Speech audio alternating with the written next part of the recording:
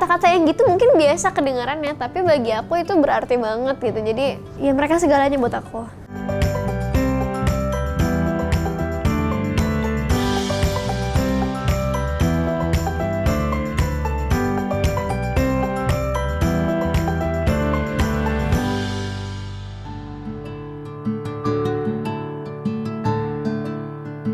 Jadi aktris itu salah satu keputusan besar yang menjadi tanggung jawab buat aku juga. Karena awalnya kan aku iseng-iseng, tapi lama-lama jadi passion gitu. Dan aku ngerasa kalau aku tuh tipe orang yang kalau misalnya udah punya satu kesukaan, bakalan digali terus sampai dapat achievement gitu.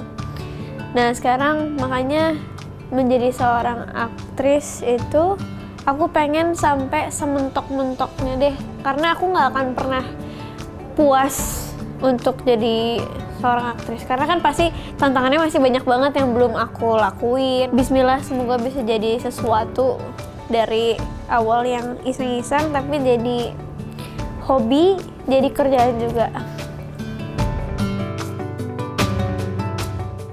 Film itu punya tantangannya masing-masing, terutama sebenarnya semua kayak dari Dilan itu pertama kali aku main film.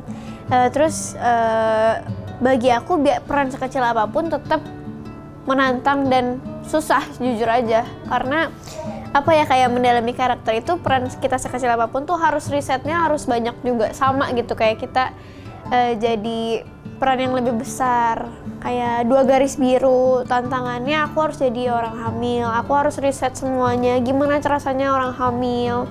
Jadi di Keluarga Cemara aku jadi Eis, dan Eis tuh bebannya berat banget, dari yang kaya tiba-tiba jatuh miskin, harus ngalah, sampai ada yang frustasinya lah di film itu gitu. Ratu Ilmu Hitam juga itu bukan tantangan lagi ya, aku orangnya penakut banget jujur. Selama syuting tuh aku selalu setiap sebelum tidur pasti aku kayak aduh takut besok syuting nih gitu. Jadi harus beraniin diri sendiri aja, karena si Dina ini di Ratu Ilmu Hitam tuh berani banget anaknya, cuek gitu. Dari Mariposa pun yang dia film remaja, biarpun aku bisa relate, tetap susah karena karakternya tuh beda-beda gitu. Terus kayak di Virgo and the Sparklings yang akan datang, dia bukan menantang lagi. Menurutku sejauh ini yang bikin aku sempet beban, tapi aku pasti bisa deh, karena harus bisa main gitar dan aku nggak pernah nyentuh alat musik sama sekali. Jadi orang yang misalnya kalau misalnya aku bisa main piano ke gitar mungkin bisa gampang, cuman ini aku belajar dari nol banget. Terus vokal, udah main gitar harus sambil nyanyi, jadi itu udah kayak aduh gimana nynkroninnya, setiap nyoba tuh aduh susah lagi. Aku bahkan sampai nangis setiap aku habis les vokal tuh. Kemarin sempat ada 1 hari aku nangis, aku kayak aduh bisa nggak ya gue, belum ada fighting juga. Ini kan film action yang pasti fightingnya banyak banget, dan semuanya itu gak asal-asalan, gak mungkin kita lakuin asal-asalan. Jadi harus mikirin, otaknya harus dibagi 3, terus harus tetap fokus ke revisian dari skrip juga, harus fokus ke reading, jalin chemistry. Jadi banyak banget. Di Virgo ini aku dibilangin kita harus bisa bikin sesuatu yang beda, harus bisa bikin Zara yang baru lah, karena nggak mau sama kayak yang kemarin-kemarin gitu. Jujur aja, aku tuh emang menginspirasikan Kak Dian Sastro. Kenapa? Karena dulu waktu aku nonton AADC bareng Mama, jadi waktu itu lagi ada di TV gitu ditayangin, terus pas aku nonton, dia tuh tetep jadi Kak Dian, tapi dia masuk ke dalam karakter itu dan selalu natural gitu kalau apa-apanya. Aku udah nonton beberapa film dia yang lain juga, dan gila, gue pengen banget nih bisa kayak gini, gimana ya. Jadi setiap lagi mau mainin sebuah peran dalam sebuah film, aku pasti aduh bisa gak ya, pengen kayak dia. Kadang aku nontonin film dia dulu, ngeliatin ekspresi dia gimana gitu. Aku banyak sih goals aku ya di dunia perfilman. Salah satunya aku pengen banget dapetin peran antagonis. Sejauh ini gak pernah ada ciri-ciri akan mendapatkan karakter antagonis gitu. Karena aku ngerasa aja itu sesuatu yang sama sekali gak pernah aku coba. Di dunia nyata pun aku baik hati, jadi kayak mikir gitu ya, gimana ya rasanya kalau jadi orang jahat. Maksudnya kayak antagonis kan jahat ya, jadi kayaknya pasti seru aja dan itu pasti menantang banget buat aku. Terus kalau misalnya pengen main sama siapa, sama siapa ya, bingung sih kalau ditanya kayak gitu ya. Sama banyak lah, cuman semoga nanti bisa tercapai main bareng Kak Dian Sastro. Aku pribadi bangga banget sama kemajuan di perfilman Indonesia, terutama belakangan ini tuh semua filmnya itu pasti totalitas semuanya. Terus banyak juga pemain-pemain baru kayak aku juga gitu kan, jadi lebih fresh dan ceritanya macem-macem. Terus banyak pelajaran-pelajaran yang kita temuin dari setiap filmnya. Terus ya seru aja, jadi setiap ada film Indonesia yang baru, aku pasti akan sebisa mungkin menyempatkan untuk nonton gitu, karena harus disupport juga biar tetap maju terus perfilman Indonesia.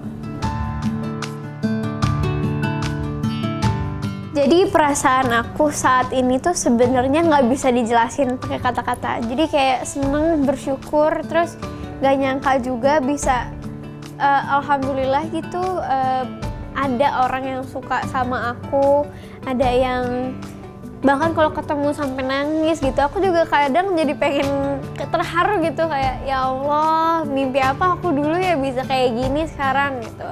Cuman yang pasti aku tetap berusaha jadi diri aku sendiri, biar orang-orang juga suka sama aku yang apa adanya, nggak aku yang dibikin-bikin yang selalu kayak ya. Jadi kalau aku sedih, aku pasti liatin aku sedih. Aku pasti nggak akan fake gitu sih di depan orang-orang. Dan pastinya tetap hati-hati bersikap juga, karena kan ada juga yang masih kecil-kecil yang nonton dari keluarga cemara. Jadi biar aku bisa dicontoh juga sebagai yang tetap baik-baik gitu. Arti fans buat aku sebenarnya beneran segalanya, keluarga dan support system. Karena kalau nggak ada mereka, aku nggak mungkin kayak gini sekarang. Dan mereka tuh selalu ngalamin susah seneng bareng gitu. Kayak ada beberapa temen-temen yang baru suka aku dari film, terus pas aku dulu graduate, mereka dateng maksain dari jauh-jauh, terus nangis-nangis pas ketemu. Jadi kayak susah sedih bareng. Terus setiap lagi premier film mereka dateng, mereka support gitu. Jadi aku ngerasa wah, ada yang sayang aku segininya, dan aku juga bisa sesayang itu sama mereka. Jadi keluarga baru juga buat aku. Kadang kalau misalnya aku curhat nih, aku suka curhat di Twitter gitu misalnya. Aku curhat kayak, aduh jadi hari ini gini nih, jadi aku sharing itu ke mereka. Mereka yang nyemangatin, dan itu beneran aku jadi kayak, oh iya.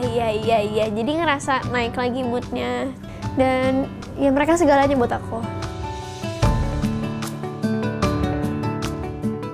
Ini sih mungkin pas aku graduate sih. Jadi aku bener-bener hari terakhir mereka dateng jauh-jauh, sampai ada yang beli tiket sekian kali, gagal untuk datang ke sini, sampai mereka tuh berjuang banget untuk bisa support aku di last concert itu gitu. Dan pas mereka datang, pas aku bagian aku nyanyi, mereka teriak paling kencang, terus mereka pakai dress code gitu pink, jadi kelihatan. Terus pas aku mau pulang, mereka nungguin, mereka bawa hadiah besar. Jadi aku kayak tersentuh banget, dan dari situ aku langsung belajar menghargai sih dari situ. Karena mereka berkorban buat aku, jadi aku harus melakukan yang terbaik supaya mereka tetap bangga sama aku, dan aku nggak akan pernah ngecewain mereka, semoga gitu. Dan kayak misalnya aku lagi, kan kita pasti pernah salah ya, semua orang kayak di media sosial aku salah ngomong misalnya, mereka pasti nge-DM terus bilang kayak, gak apa-apa, kamu semangat ya, kita di sini gak akan pernah pergi kok. Jadi kata-kata yang gitu mungkin biasa kedengarannya, tapi bagi aku itu berarti banget gitu. Jadi beruntunglah aku dekat sama orang-orang yang menerima aku apa adanya gitu. Makasih untuk teman-teman yang selalu support aku.